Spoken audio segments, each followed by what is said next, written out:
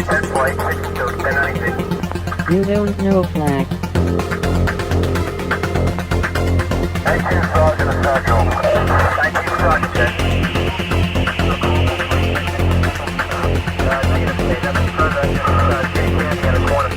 You Don't Know Flack. Welcome to You Don't Know Flack, a podcast full of stories about retro gaming, retro computing, video games, arcade games, and technology from a guy who was there and still is. My name is Rob O'Hara, but for the next 30 minutes, you can call me Flack. Episode 139. The Galloping Ghost Arcade. Hello, and welcome to episode 139 of You Don't Know Flack. Today is August 4th, 2013, and on today's show I will be talking about the Galloping Ghost, a retro arcade located just outside of downtown Chicago, Illinois. How is everybody? I skipped another week. I did not record last week. I had friends in from out of town. We actually talked about recording an episode of You Don't Know Flack while we were here, but that didn't happen. So here we are. I spent the last week in Chicago, and I'll talk a little bit about that. And while I was out in Chicago, I didn't have my Commodore with me to record the latest episode of You Don't Know Flack, so I recorded it on a cassette tape. And then when I got back in town yesterday, I used the Datasette, and I imported the audio into the Commodore 64 and did a little cleaning up on the audio. And so while I play that back from the Datasette into the Commodore 64 to transfer over that podcast, we have a little bit of time to talk during this week's Loading Time. Loading time. Loading time. Loading time. Joe Barlow wrote in, said, I found the show after hearing it plugged on Rob O'Hara's excellent podcast. Thank you, Rob. Appreciate it. Yes, and Rob O'Hara's podcast is an excellent podcast. And he would like us to review Bagman. Hey, is that Mike McGinnis and Carrington Vanston from the No Quarter podcast talking about You Don't Know Flack? It is. Thank you very much, guys, for the kind words, and I completely reciprocate the thought. I just spent, as I said, I just drove back yesterday from Chicago, and I took kind of a different route than I normally take. Normally, it's exactly 800 miles from where I live in Oklahoma to where my grandma lives in Chicago. And so I took a little bit different route. Normally, we do it in roughly 12 hours. It depends on if the kids are with us. We don't make as good of a time. And I just had Mason with me, but he was a trooper, and he brought his big boy bladder. And so we did not have to stop every 30 minutes like we do when we're with Morgan. So, but we did take a different route, and it took almost 15 hours to get home yesterday. So it was kind of a brutal day, but the best thing about road trips, and one thing that I really look forward to, is getting caught up on my podcast. So I listened to the last couple of episodes of No Quarter. I listened to the last couple of episodes of the 2600 Game by Game podcast. I don't really listen to throwback reviews as much anymore because I'm on it. So I feel like I lived it. I don't feel like I need to go and hear everything that's on there. But I listened to 2 episodes, I think, of the Adventure Club podcast. So good times. It is really like having your friends with you on the road. So I always listen to as many podcasts as I can when I'm traveling like that. So I had a good time yesterday. I have not received a whole lot of feedback on the last couple of episodes. And I think part of that is because I have kind of stopped mentioning the ways to give me feedback. So as just a reminder, you can email me your thoughts about this show or any show at robohara@robohara.com. You can call the official Google voicemail, which is area code 405-486-YDKF for You Don't Know Flack. Or you can leave comments, feedback, suggestions, anything on the Facebook page. Just go to Facebook if you're a Facebooker and go to You Don't Know Flack, and you'll find us there. Oh, and I'm on Twitter as Commodore. So if you're a Twitteree, a Twitter fan, a tweet, whatever, a twit-head, then find me on Twitter. And when I post the new episodes, they go on the You Don't Know Flack page, which is podcast.robohara.com. But it does send out an update to Twitter and Facebook when those are posted. So any of those ways are good ways to get in contact with me and good ways to know that a new show has been posted. I was going to say last week, but I missed last week. So the week before last was the Atari 2600 episode. And I'm not exactly sure where these hits came from. I'm still trying to figure that out. I suspect it has to do with the appearance I made on the Adventure Club podcast. But when I checked my web logs the next morning after posting the Atari 2600 episode, I had over 6,000 unique hits to the website, which was really, really exciting. That is, I got about the same number of hits during OVGE, the Oklahoma Video Game Expo, and that's coming up again next year, or this year, on September 21st in Tulsa, Oklahoma. I got about 6,000 hits that day. These are the two busiest days of traffic that I've ever had on the website. And it looks like everybody, I can't find a link. So it's not like someone posted a link and people clicked on it. It's like they typed in the URL and came here. So that's why I think it may have been from a mention on a podcast or something. But anyway, so I was really excited about that. And then when I look closer, it looks like about 1/10 of those people downloaded and listened to the episode. So, I mean, the good news is 600 downloads, especially on the first day for one of my podcasts is pretty unheard of. I mean, that's a great, great traffic day for me. I'm not sure what the other 5,400 people were expecting. I don't know if they came and they were like, oh, what is this crap? And they just left, or maybe they, in my head, they came and they bookmarked it because they were like, oh, you know what? I'm going to come back tomorrow and download all these. So, for all the new listeners, welcome to You Don't Know Flack. For all the people that came and left and didn't listen, screw you guys. It doesn't matter what I say because they won't hear it. They're not here. Let's see. Boy, I have a lot of things, a lot of notes that I jotted down this week, so I'm going to try to move through a lot of these things quickly. I am recording now in a new room. I have moved. I'm now using my laptop. I drug the microphone over here. There's a lot of plugins that will take noise out of podcasts. There's a lot of way to clean these things up. There's a lot of post editing, but really, it's the easiest thing is to start with a quiet room. And so until I can figure out, how to make my server a little quieter and make that room, a little more audio friendly, then the easiest thing is to pick up my laptop, grab my microphone, and move over into what we have dubbed in this house the Star Wars room, which is a guest bedroom, but slowly it is closing in as I am putting shelves on every single wall. And I'm actually in that room, so I'm looking at it now. I'm staring at my classic Star Wars arcade collection, or action figure collection. And then right next to it is newer figures. This is something that I wrote down later to talk about, but since I'm looking at all my Star Wars stuff, I might as well segue into that real quick. Last week, I picked up a Prune Face figure. I talked about that on the blog a little bit. Prune Face is one of those figures that is in he's in Return of the Jedi for a few seconds. He has no speaking lines. He's called Prune Face because his face looks like a prune.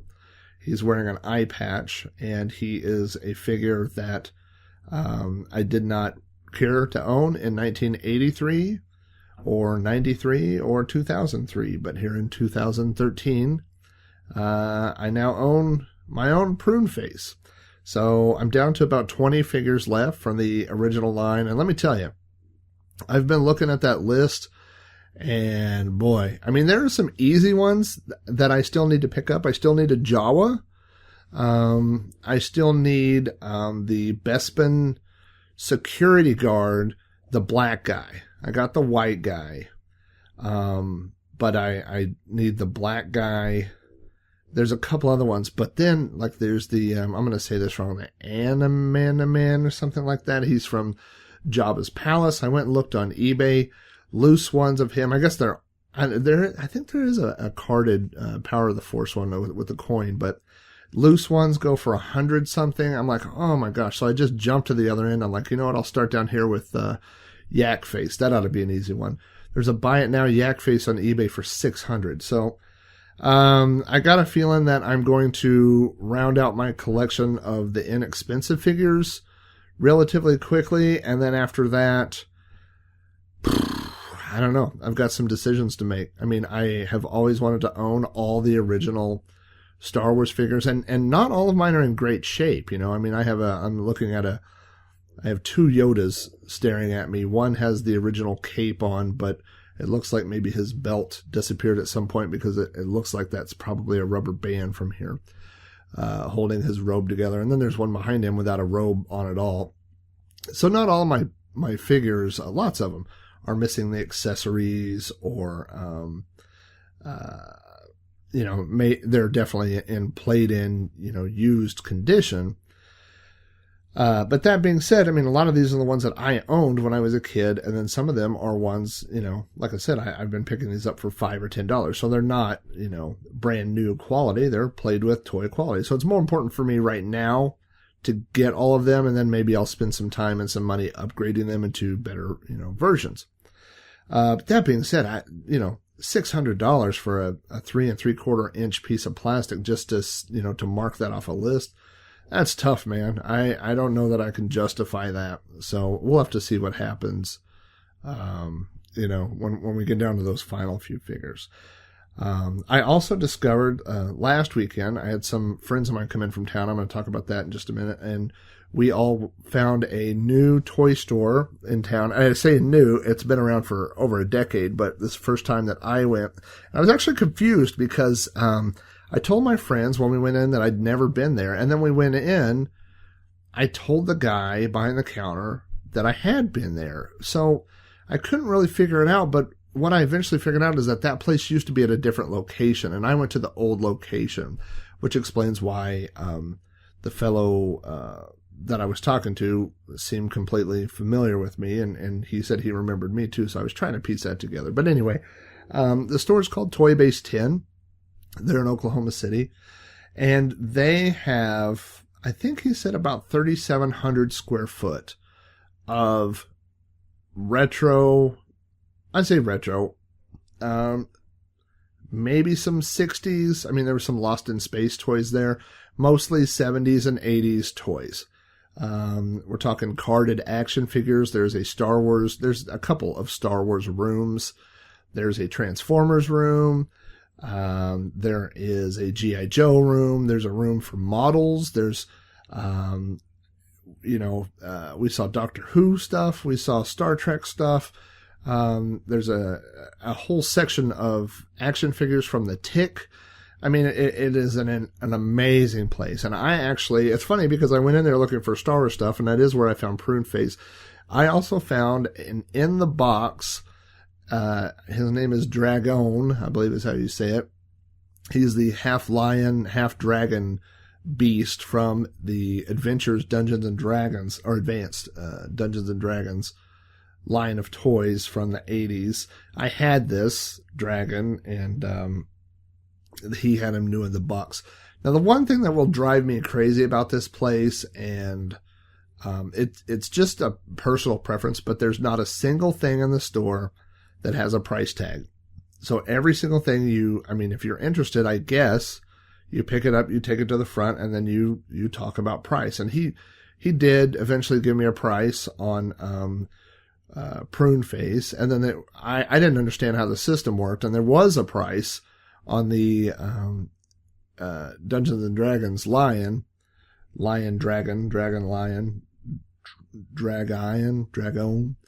and so we just agreed that price was fair. So, I guess you need to, do your research and find out what things are worth before you go in there.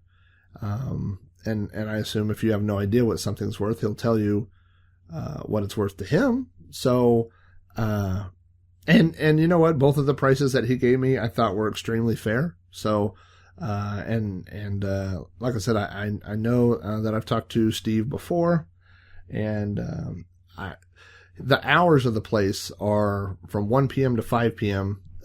Several days a week, and so I think that's one thing that's kept me from going over there too much. I mean, really, it's you got to remember to go over there on a Saturday and go. It's also very close quarters, so when we got there weren't very many people in the store, but as it started getting a little crowded, it was difficult to move around in.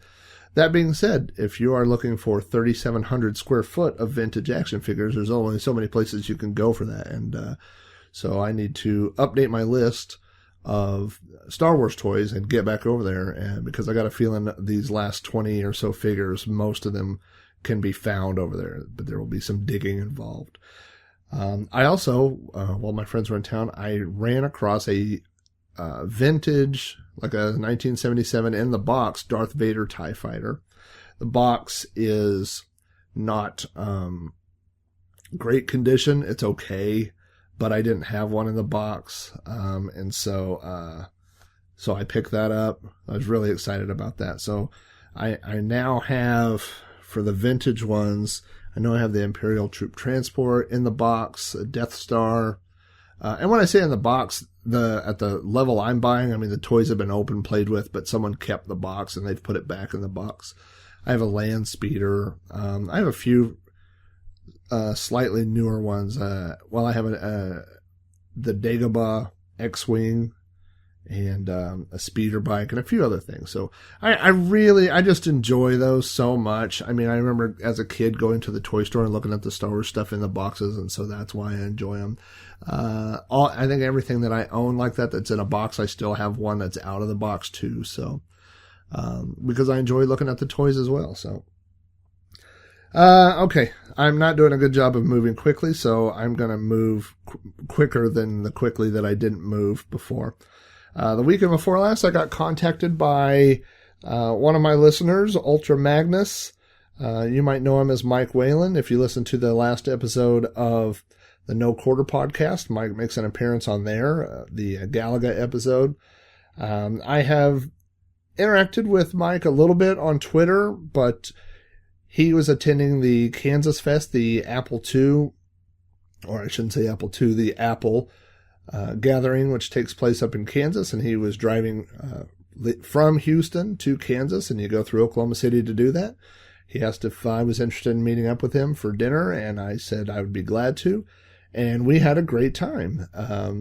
I should do that more often. I think, sometimes when I'm in cities, some people like that, some people don't like that. I do like that. I like connecting with people, and, you could have a conversation over dinner in 30 minutes that would take a month to unfold on Twitter sometimes, or whatever. So I did have a good dinner. We talked about virtual servers and networks and all these things. Sometimes, somebody will ask what I do at work or whatever, and I'll start talking, and even on the parts I get excited about, and then I'll look up and their eyes have just glazed over, like I've just lost them, and I feel bad about it. And sometimes I try to talk about things, and it's not that it's super complicated. It's just if they're not something that they haven't been exposed to, then they just won't. It's difficult to explain those things.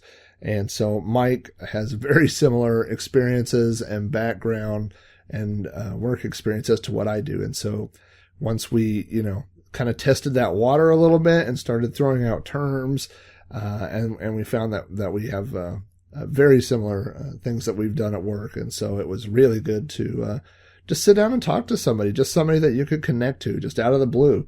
And so anyway, so I really had a good time with Mike.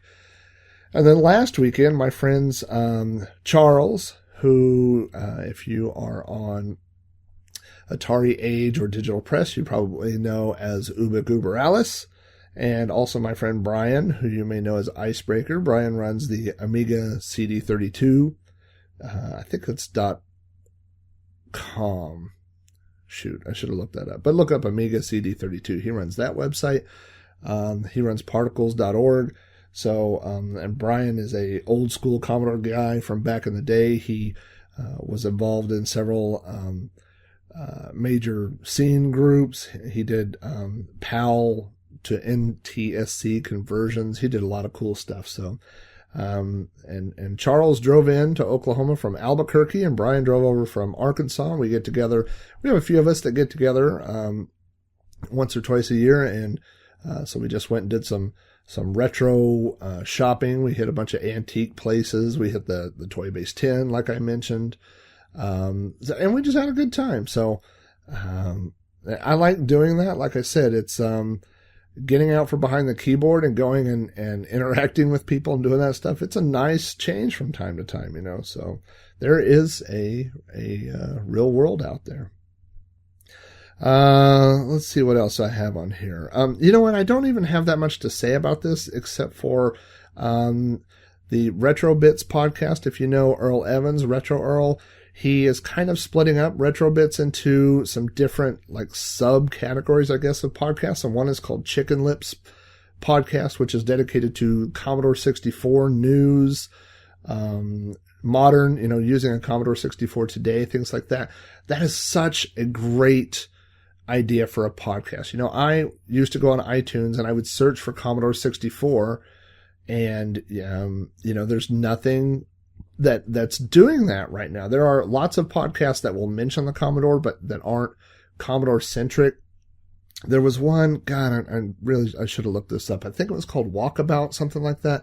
C64 Walkabout, maybe. And it was a guy that was playing Commodore games and would talk about it. That was a great podcast, and it just, didn't last very long.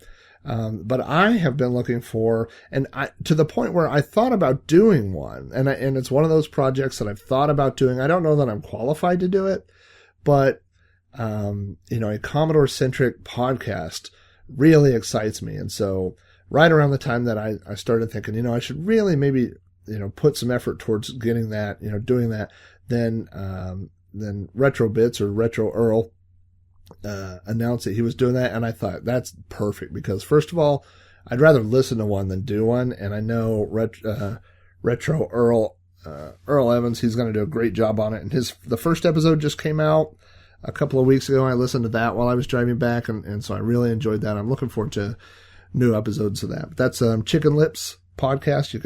If you Google Chicken Lips, you'll probably find it. We just did throwback reviews the last episode. On that podcast, we did Goonies, and I think we got some good hits on that, and people are tuning in. And tomorrow we're recording a new episode of Throwback Reviews where we will be talking about summer vacation and our memories of that as kids and things like that. I'm really looking forward to that. So that will probably be out later this week. Let's see what else. I got to move through this. Sean, one of my co-hosts, the real host of Throwback Reviews, along with Door. Those guys are the main guys. I'm the guy that just kind of came in. I just walked in the door, set my stuff down, and said, "Here I am." Sean has told me a couple times that he has been going to these art shows up around the New York area, Buffalo and Syracuse and these areas. And so when I pressed him on that, he says, well, his wife does artwork and does sculpting and things like that. And now when someone tells me their wife does artwork, I really can't think of a faster conversation killer than that, because I know that in the next 5 minutes, I'm going to see either dream catchers or something with, that's been bedazzled, something that's sparkly, or hair bows or something like that. So Sean, I pushed him, and he sent me the link to his wife's website, and her website is Mealy Monsterland. It's Mealy, Mealy Monsterland. And I went and looked, and I fell in love immediately. She makes the most hideous, grotesque little figures. Their eyeballs are poking out. They're zombies with their eyeballs hanging out. Old ladies. These little monsters, they are fantastic.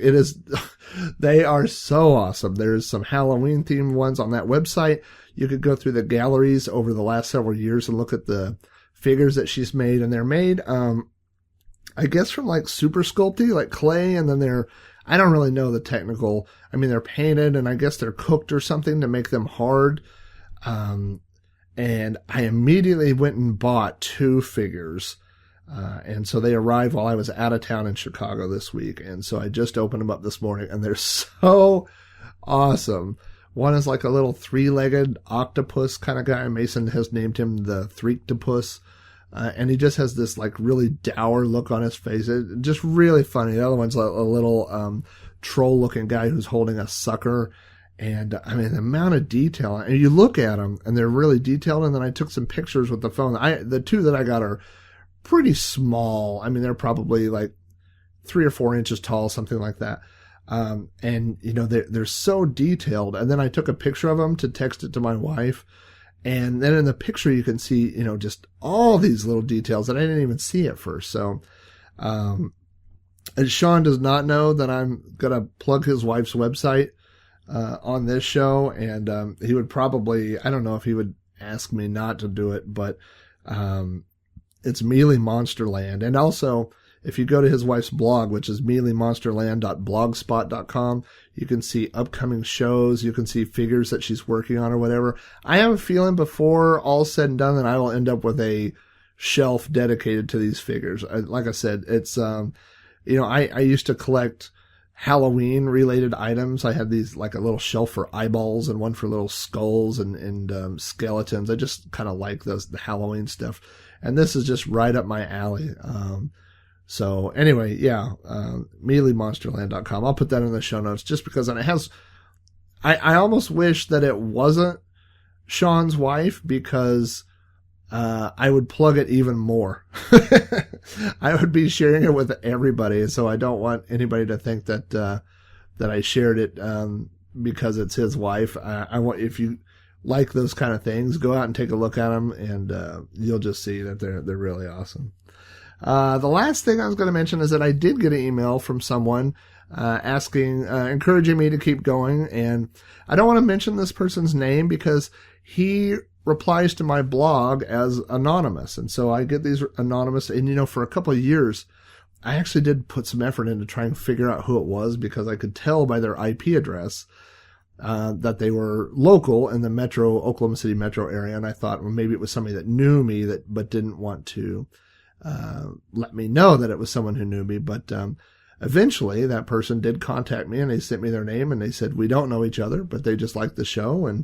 But he just, comments anonymously on the blog. And so, he recently emailed me and said, that I should think about putting up a poll to decide what future podcast topics would be. And I think that's a great idea. So I'm going to spend some time this week. I know there's a couple different websites. I think there's a WordPress plugin as well. And so by the time we do the next episode, hopefully I'll have that in place and maybe you guys can go out and vote on what you'd like to hear on a podcast. Also, golly, this is so way too long. Someone just tweeted that this is Commodore 64 month or something. I don't know. I don't know how things get a month or a day or whatever, you know, but, hey, if it's Commodore month, that's great. I may, if that turns out to be true, I have a Commodore book in the works, where I review terrible Commodore games. So maybe I will, I'd like to have that ready for OVGE. The reality is OVGE is, 6 to 7 weeks away. So I just don't know if I could get it done in time, but I would really like to do that. So anyway, this is enough babbling.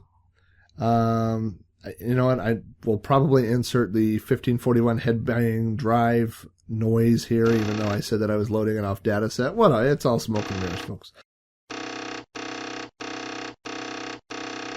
But anyway, that's what's going on right now. Again, if you want to send me feedback, you can email me, robohara@robohara.com.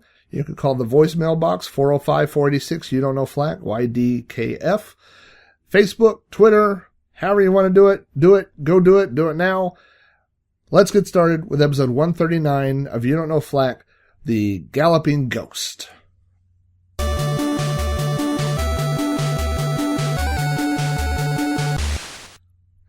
I think it was Kurt Musgrove. I hope I got your name right, Kurt.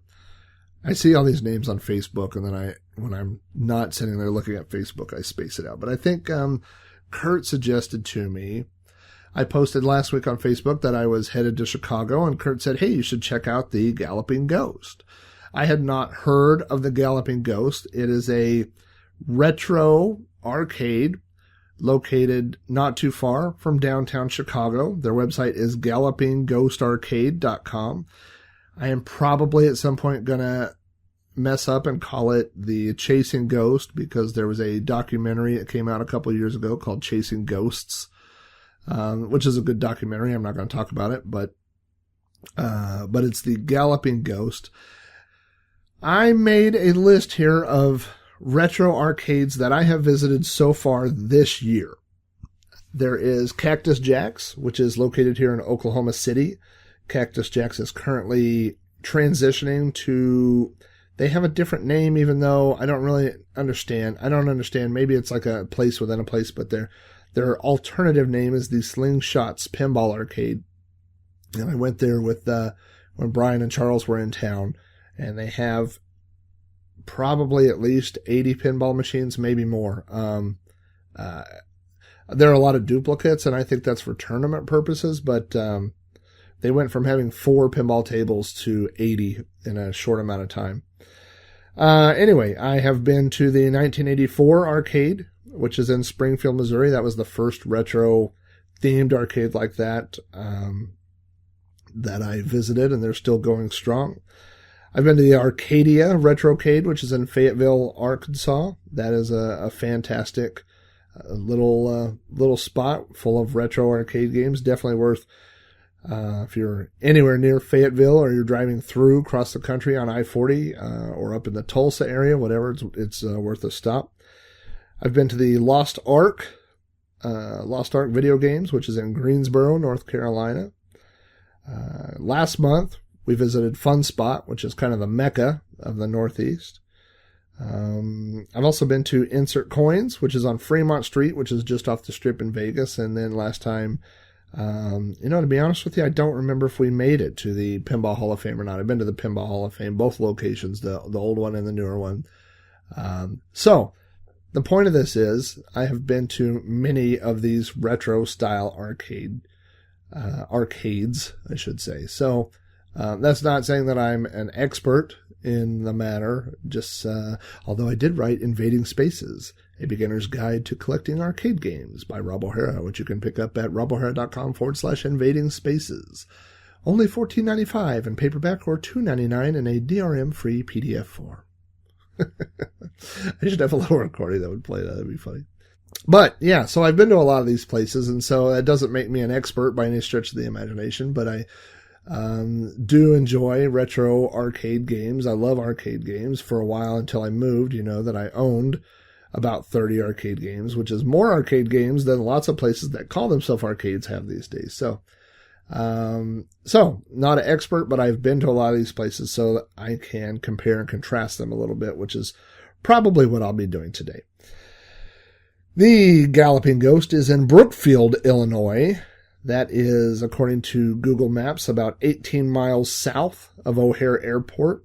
It is about 30 miles northwest of Homewood, Illinois, which is not a famous location, but it is where my grandmother lived. And so that's where Mason, my son, my 11-year-old, went with me to Chicago this week. And so he and I drove from Homewood up to the Galloping Ghost, which Google Maps says that it was about 30 miles. It took us almost an hour to get there. So that's Chicago for you. I did have the GPS avoiding toll roads, and I think a lot of navigation in that area is done on the expressway on the toll road. So maybe you could get there more quickly if you have a whatever they call it, like a toll pass type thing, or you want to pay the toll. So instead we took city streets for about 30 miles, and it was very brutal and very long. One concern I had was parking. We did get there early enough in the day to where parking was not an issue for us. Right next to the arcade, there was a parking lot that looked like we counted about 20 parking spots. There may be other areas, and that's kind of a general parking area that was between.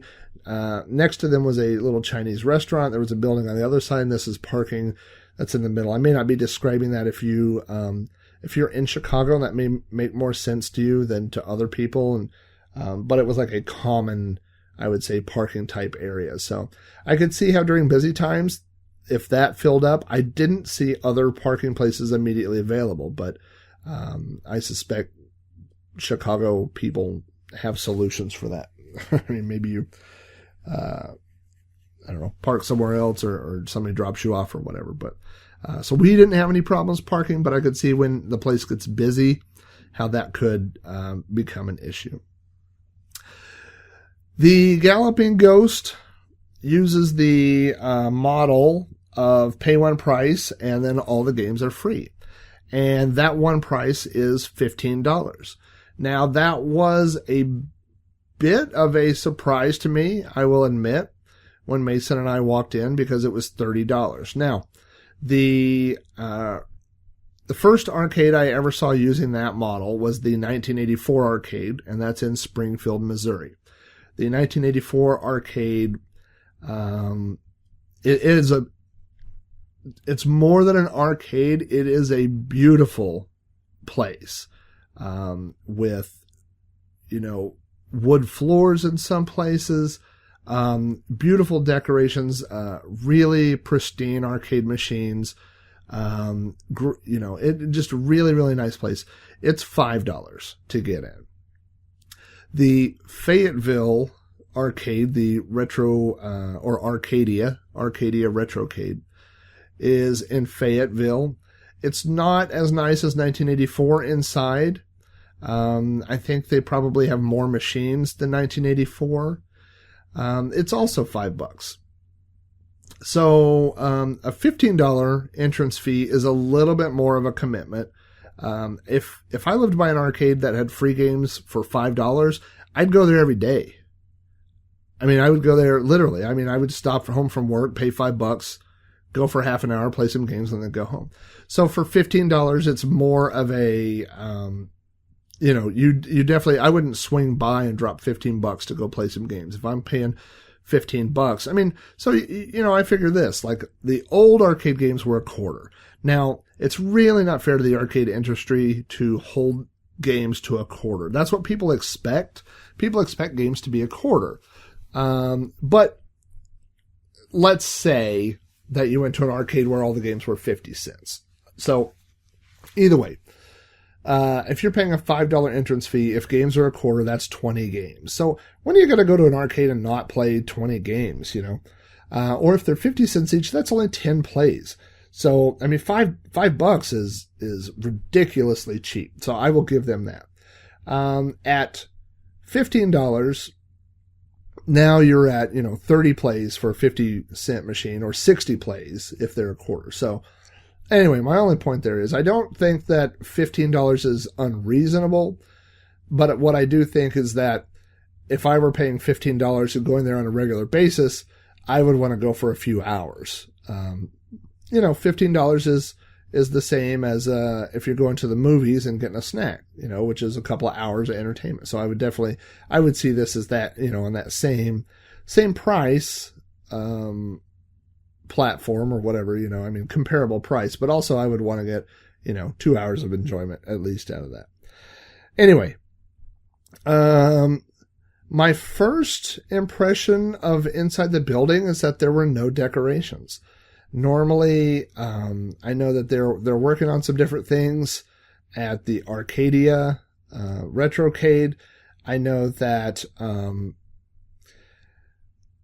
the 1984, I think, set the standard. I mean, there's bright walls. There's a big mural thing that has Miss Pac-Man eating ghosts, or I think maybe it's just Pac-Man. They have decorations in the bathroom. Both places have decorations in the bathroom. Funspot has, flyers for arcade games hanging all over the place. They have big posters for arcade stuff. They have, a glass case full of toys. That's at Funspot. There's also one, at Arkadia. So, it's not an arcade.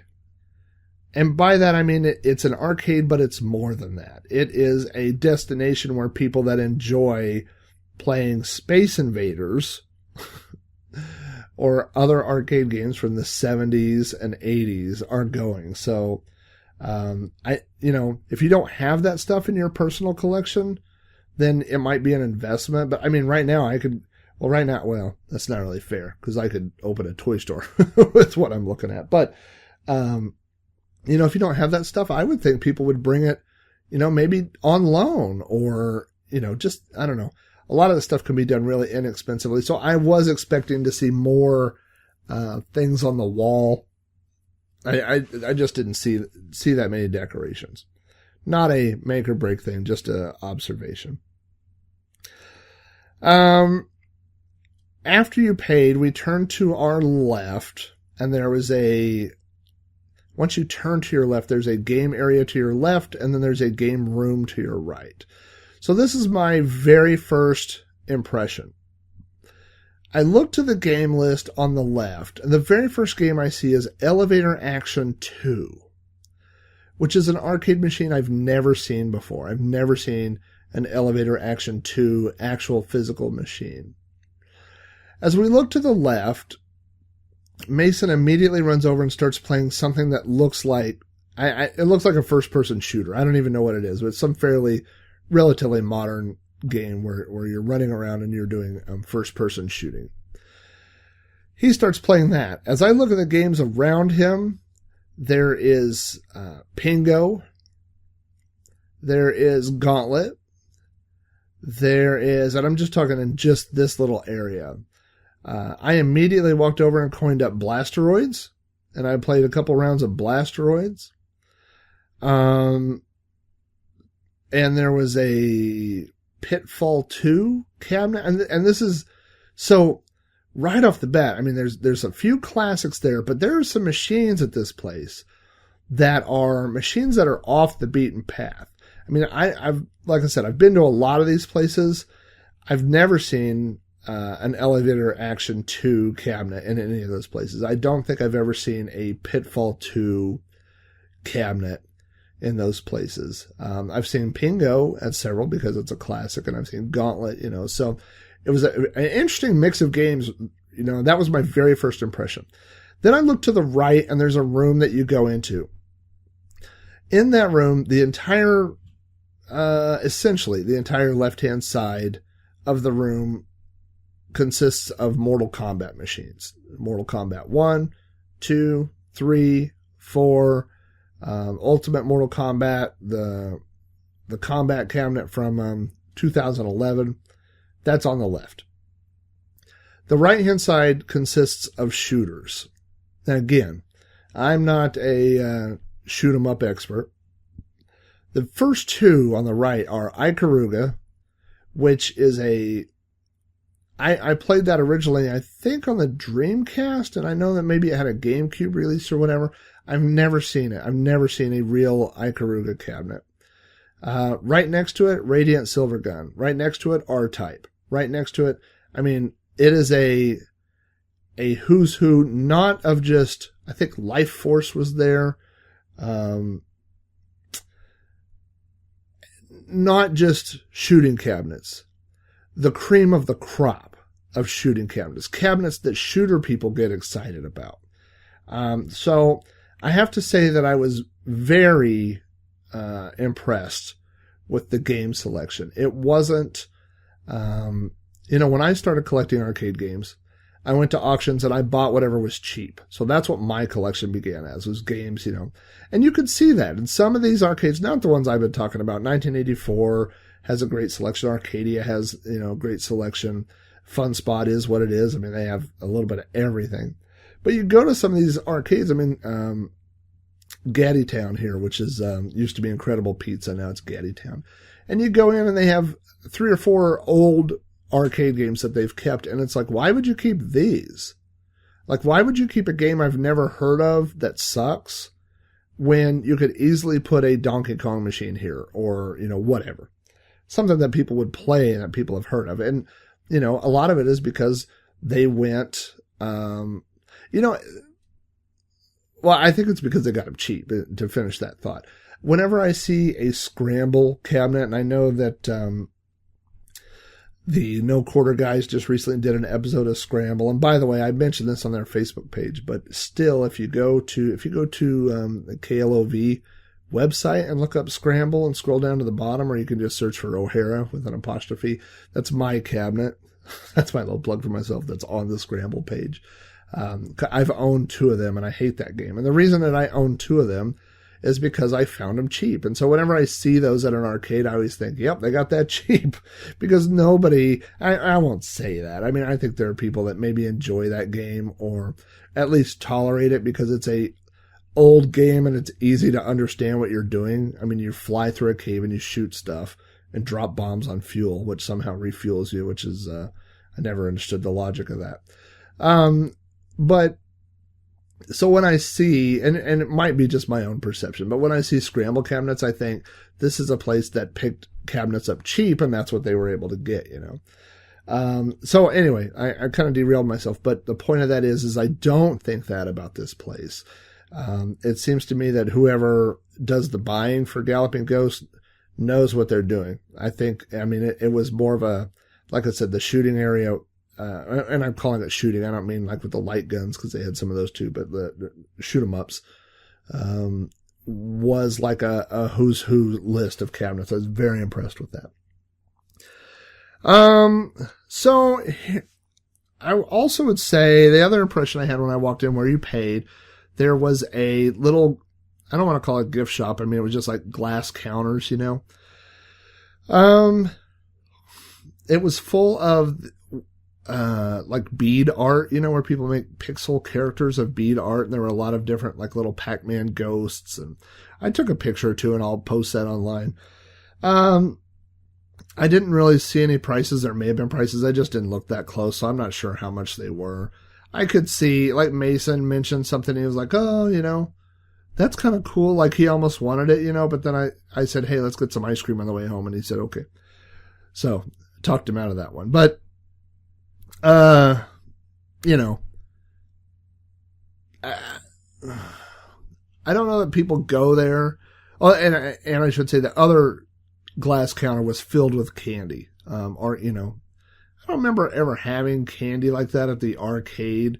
I mean, it seems like a movie theater thing for me, but maybe other arcades had that, I guess. I've joked before, Cactus Jack's did not have a candy machine. They had a cigarette machine that was back by the bathrooms and it took tokens.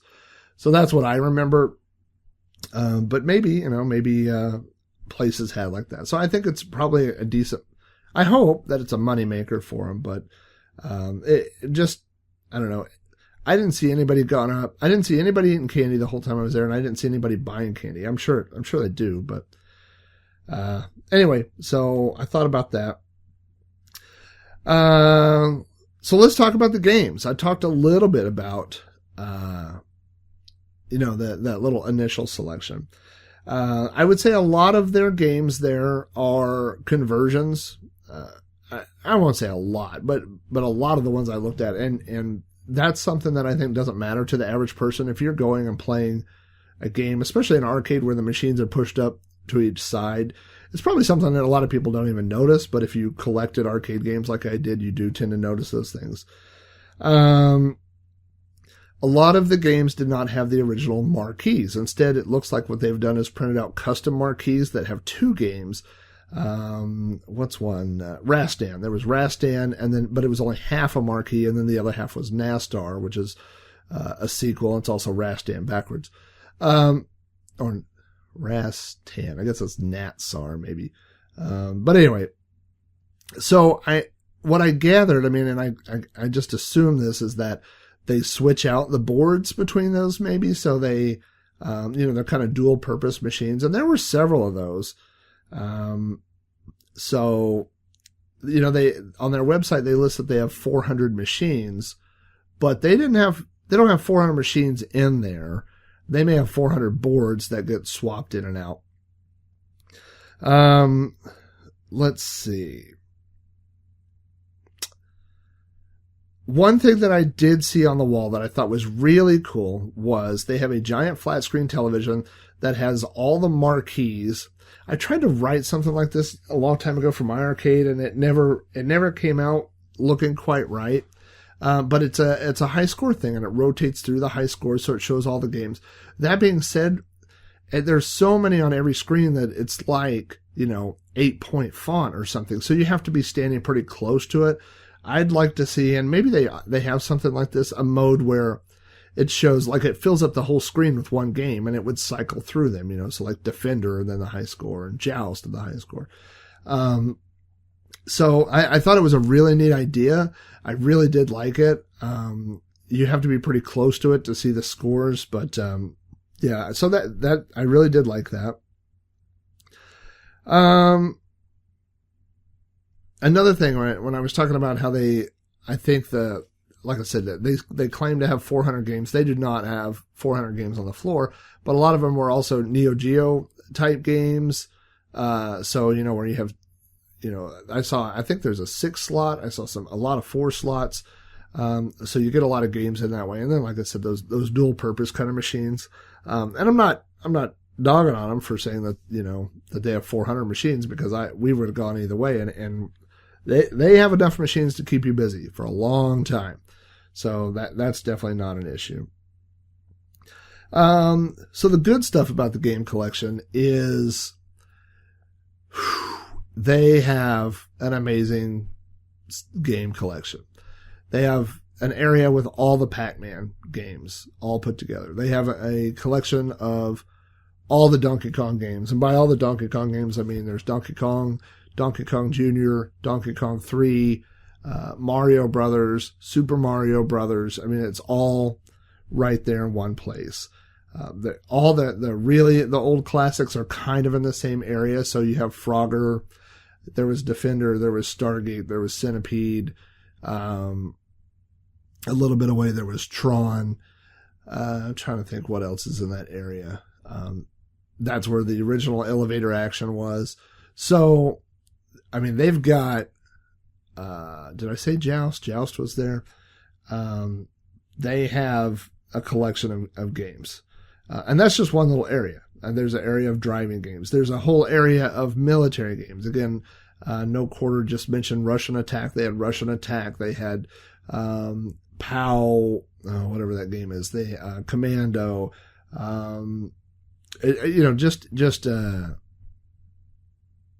It's hard. Because I've been tracking arcade stuff for so long, and I've been exposed to it so much.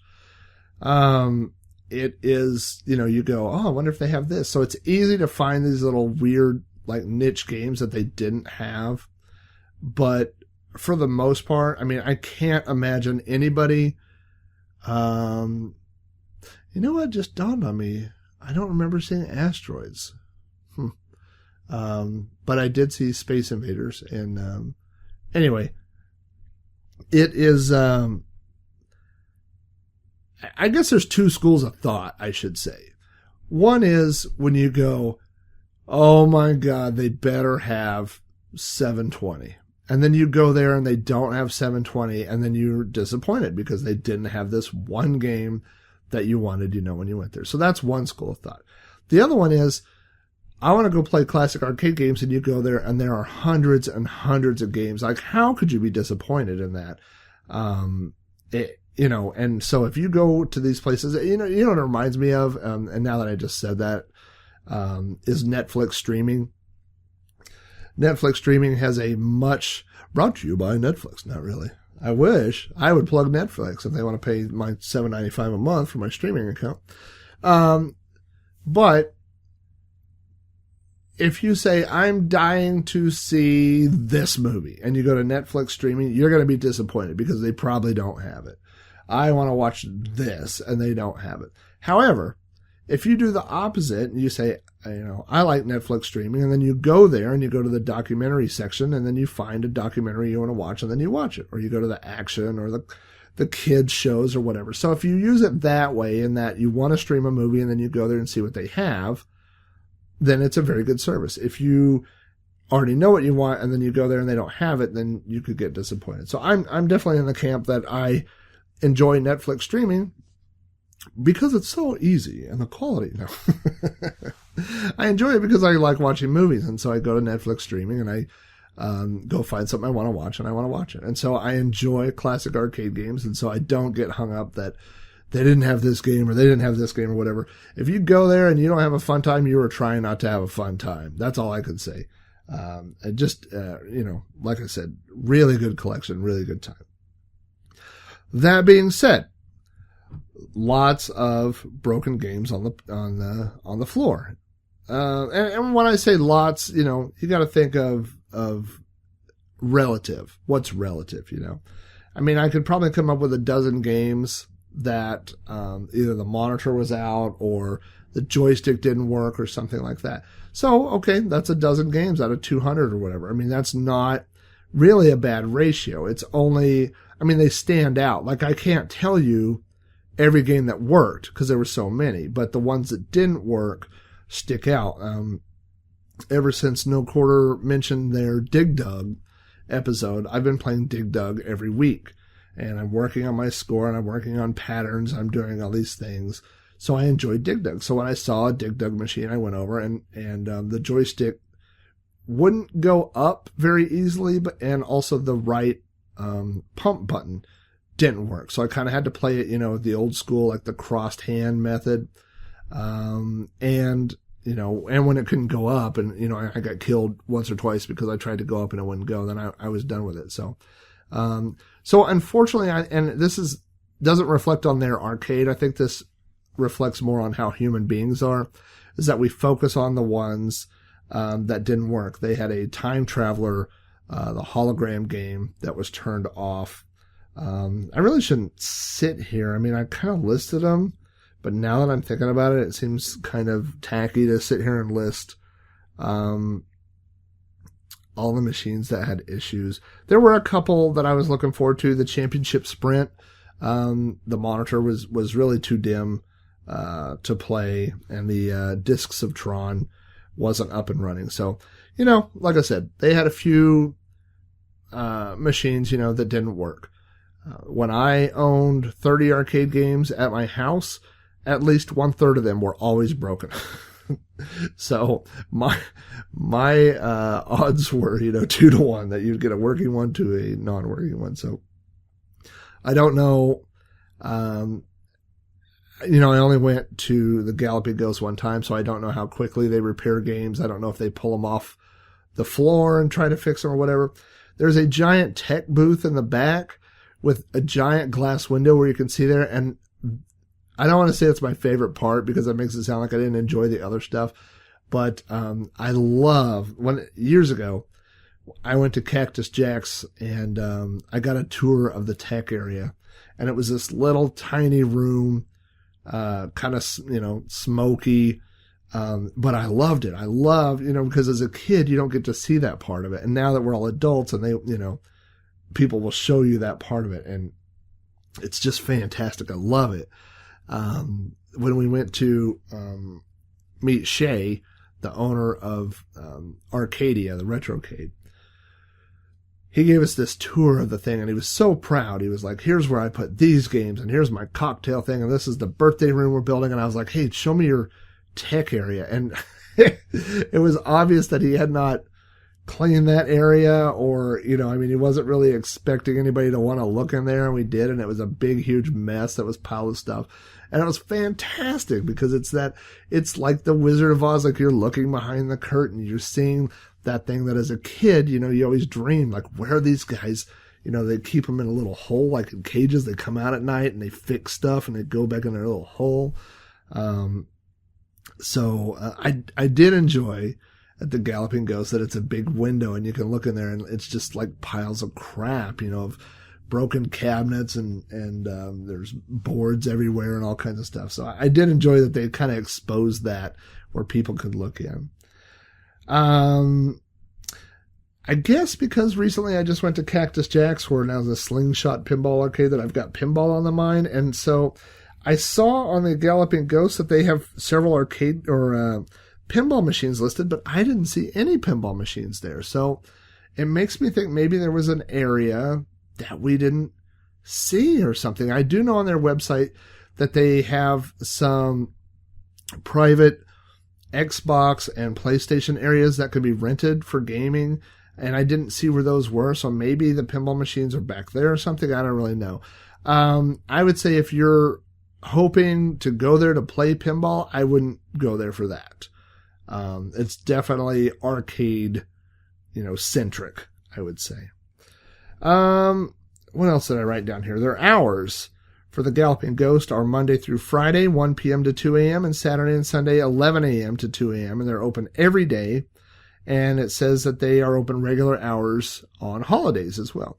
And Mason and I got out on Friday probably around 1:30 p.m., and there were maybe 2 or 3 other pairs or couples of people that were there.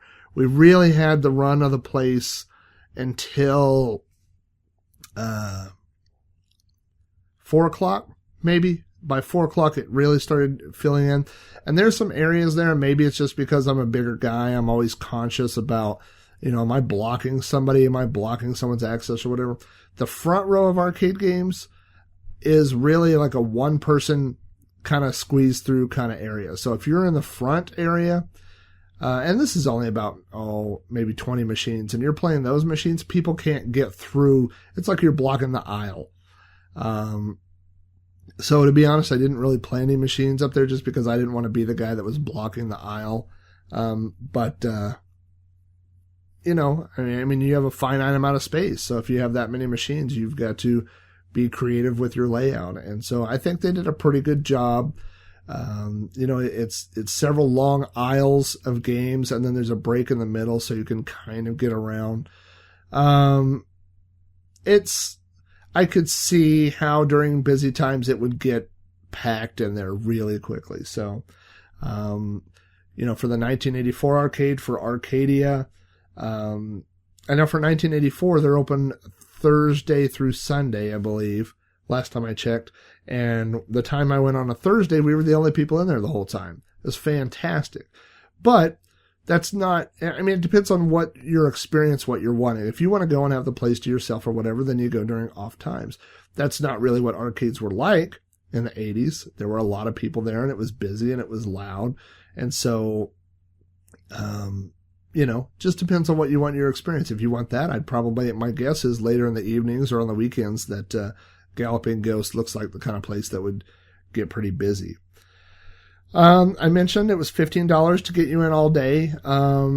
Like I said, I didn't think that was unreasonable. I suspect that the rent near downtown Chicago is probably higher than what it is in Springfield, Missouri, or Fayetteville, Arkansas. So I did not begrudge them the $15 entrance fee.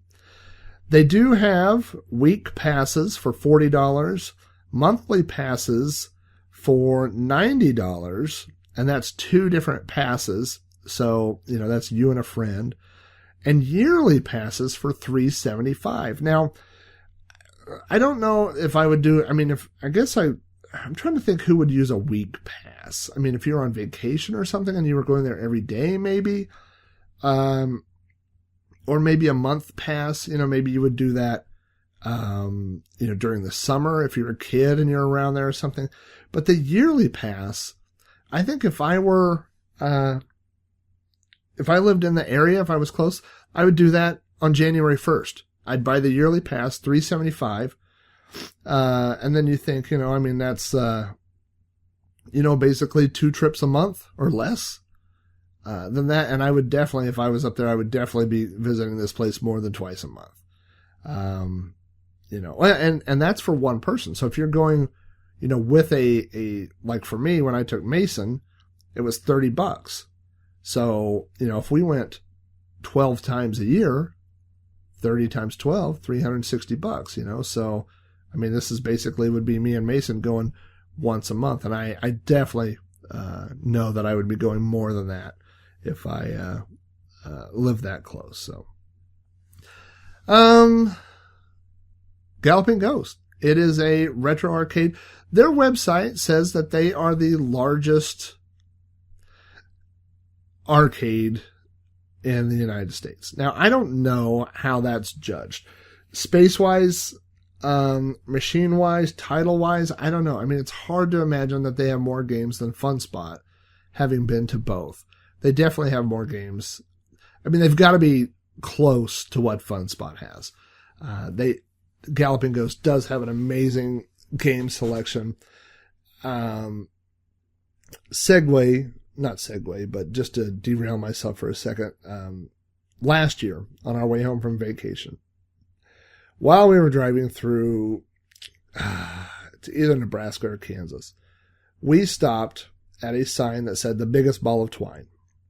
Now, anybody who listens to Weird Al knows that the biggest ball of twine is in Minnesota. So we were surprised to see it in the Midwest.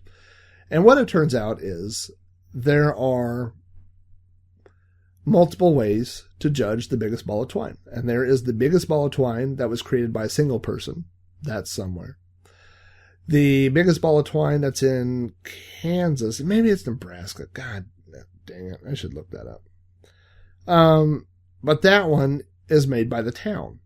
And then there is a biggest ball of twine that is owned by the Guinness Book of World Records, which was actually made by a machine.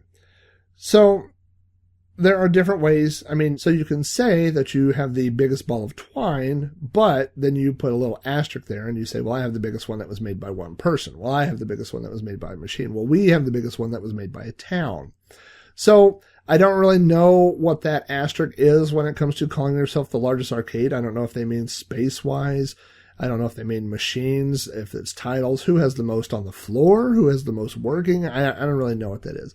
It's a semantic that I would not lose sleep over. I wouldn't say, well, you know what? The one in Funspot's bigger, New Hampshire, so I'm not going to the one in Chicago. That's ridiculous. Anytime I was near any of these places, I would go and have gone and have driven across country for. So whether they're the largest, the second largest, I don't know. But I do know well worth the $15. I think there's enough there for casual gamers. There's enough there. I mean, if you're you're into fighting games, you go and then there's a block of about 8 different Street Fighter machines. There's a 4-player X-Men. There's the Simpsons. There's Simpsons Bowling. I mean, there's any game, every single game that you go through are like, oh, I remember that. Oh, I want to play that. I want to do that, So I figured Mason and I would spend an hour and a half, and that turned into 3 hours. And then eventually we had to hurry to leave so that we could go meet family for dinner. So yeah, definitely something there for everybody. Definitely 2 thumbs up here, 2 tokens in the slot, 2 extra men, whatever you want to say. We had a great time, and it's definitely on my list of places to visit the next time we're up in Chicago. My dad's family is from Chicago. Now, I went for work this week, but we do get up there for vacation and things like that. And so this is definitely going to be a spot that's part of my regular places to stop when we're in town. So I think that about wraps up episode 139. That is the Galloping Ghost Arcade in Chicago. Now, I have been to some other arcades that I have not dedicated full episodes to. I did have one about Arkadia, the Retrocade, but I did not do a full one about the Lost Ark, and I haven't done one. I kind of did one on Cactus Jacks. I mean, I did Oklahoma places, Oklahoma type arcades and arcade stories, but I may go back and do one dedicated to Slingshots, to the part of their arcade now that is a pinball place. I'm not a pinball expert, but lots of stuff going on, lots of interesting things. I would like to do one about Star Wars toys that I've bought and received over the years. I don't know how you guys feel about that. It's not really technical per se. It's not in the retro computing kind of thing. I have, I think I talked about this before. I have some game specific podcasts that I'm thinking about doing. So until I get those polls set up, what I need is to hear from you. So send me your feedback, send me your suggestions, send me what you'd like to hear. Send those things to robohara@robohara.com.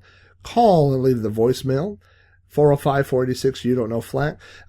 Some people have said, I've got a couple of voicemails where people said, hey, this is just for you. Don't put this on the air. That's fine. Some people just I think we're so attached to cell phones, or a lot of us are attached to cell phones at this point. If you want to call that and you say, hey, just wanted to let you know, I really enjoyed the podcast, keep it up. Or I really hate your podcast, and I'm one of the 5,400 people that came last month and then decided not to listen. Whatever you want to do.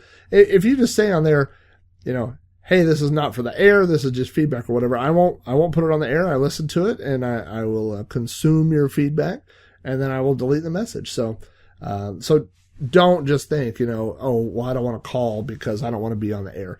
It's just an easy way to leave messages. So if you want to hit me up on Twitter or Facebook, whatever you want to do, I'm always looking forward to your feedback. So like I said, I will get that poll function up and running here in the very near future. But until then, if you want to contact me one of those other ways and let me know what you'd like to hear in the future, we could do that. So I recently upgraded to the latest version. What of the other game that we downloaded? But I have MAME on my iPad, and I'm in such an arcade mood. And I wasn't really, it's kind of before I started this episode, but I really am now. And I'm gonna go plug my iPad into my iCade and work on my stupid Dig Dug score. So, thanks for listening. It's been another good episode, and I look forward to seeing you all hopefully next week on another episode of You Don't Know Flack.